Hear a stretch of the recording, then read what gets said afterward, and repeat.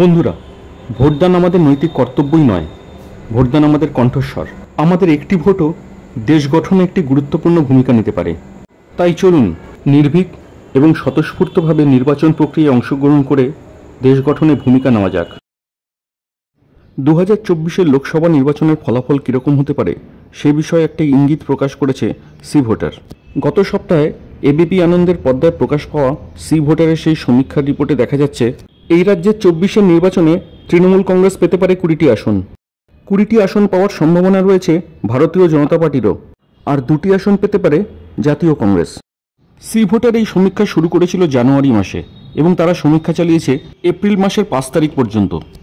এখনও নানা রকম খুঁটিনাটি বিষয়ে সমীক্ষা চালিয়ে যাচ্ছে তারা, এবং একটু একটু করে সামনে নিয়ে আসা হচ্ছে সমীক্ষার খুঁটিনাটি বিষয়গুলো।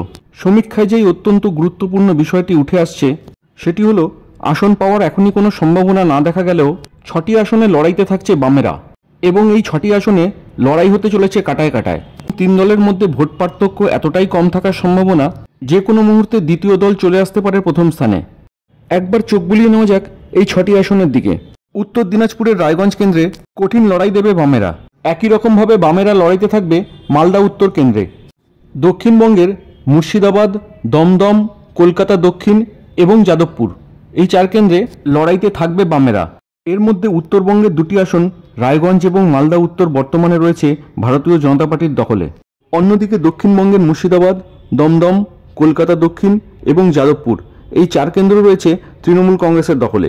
অতএব এই 6 কেন্দ্রের ত্রিমুখী লড়াইতে কার ভাগ্যে কাটা ঝুলছে আর কার ভাগ্যে শিখে ছেড়ে সেটা জানার জন্য অপেক্ষা করতে হবে 4 জুন পর্যন্ত।